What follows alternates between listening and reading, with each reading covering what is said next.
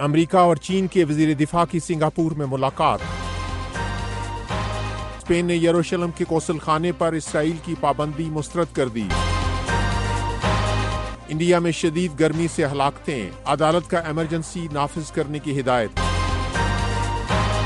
Voice of America Washington سے اہم خبروں کے ساتھ محمد جلیل۔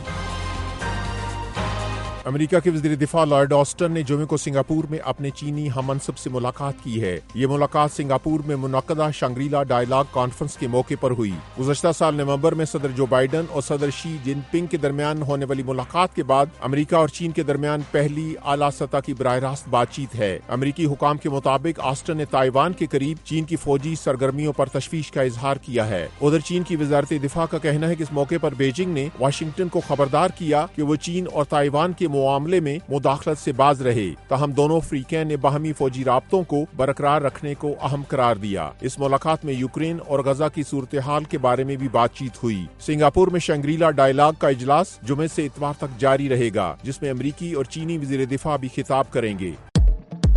Voice of America Urdu service کا ٹی وی شو ویو 360 آپ دیکھ سکتے ہیں آج نیوز پر، پیر سے جمعہ شام 7:30 بجے۔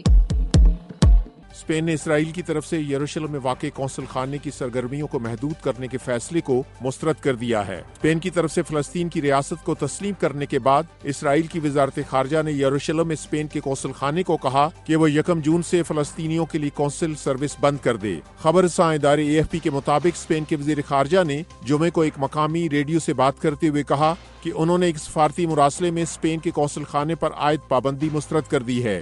28 مئی کو اسپین، آئرلینڈ اور ناروے نے باضابطہ طور پر فلسطین کی ریاست کو تسلیم کر لیا تھا، جس پر اسرائیل کی جانب سے سخت تنقید کی گئی تھی۔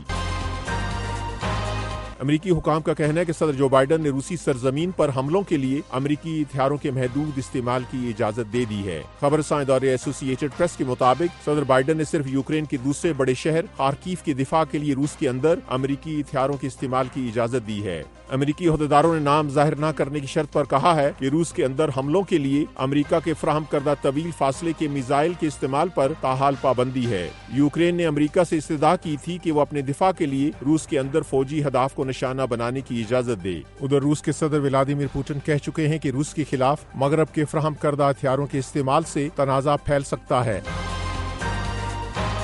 امریکہ اور برطانیہ نے یمن میں کئی مقامات پر حوثی باغیوں کے تقریباً 13 ٹھکانوں پر حملے کیے ہیں۔ یہ حملے ایرانی حمایت یافتہ حوثیوں کے بحیرہ احمر اور خلیج عدن میں تجارتی جہازوں پر مسلسل حملوں کے رد عمل میں کیے گئے ہیں۔ حکام کے مطابق امریکی اور برطانوی جنگی جہازوں نے حوثی باغیوں کے زیر استعمال تنصیبات، کمانڈ اینڈ کنٹرول سسٹم اور دیگر کئی تنصیبات کو نشانہ بنایا ہے۔ ادھر برطانیہ کے وزیر اعظم رشی سونک نے ان حملوں کی تصدیق کی ہے۔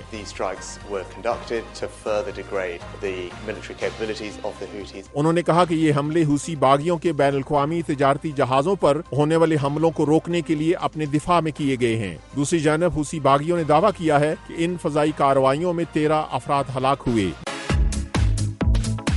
Voice of America Urdu service کا ٹی وی شو ویو 360 آپ دیکھ سکتے ہیں آج نیوز پر، پیر سے جمعہ شام 7:30 بجے۔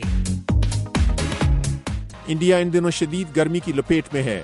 راجستھان کی ایک اعلیٰ عدالت نے حکومت کو ہدایت کی ہے کہ شدید گرمی کے سبب ملک میں ایمرجنسی نافذ کر دی جائے۔ خبر رساں ادارے AFP کے مطابق جمعرات کو راجستھان کی ہائی کورٹ نے حکومت کو ہدایت کی کہ وہ گرمی کی وجہ سے ہلاک ہونے والے خاندانوں کی مدد کے لیے فنڈ بنائے۔ دوسری جانب انڈیا کی مشرقی ریاستوں میں لو لگنے سے 15 افراد ہلاک ہو گئے۔ انڈیا کا کہنا ہے کہ آئندہ چند دنوں میں انڈیا کے وسطی اور شمالی علاقوں میں گرمی کی شدت کم ہونے کا امکان ہے، لیکن مشرقی علاقوں میں گرمی کی شدت مزید 2 دن برقرار رہے گی۔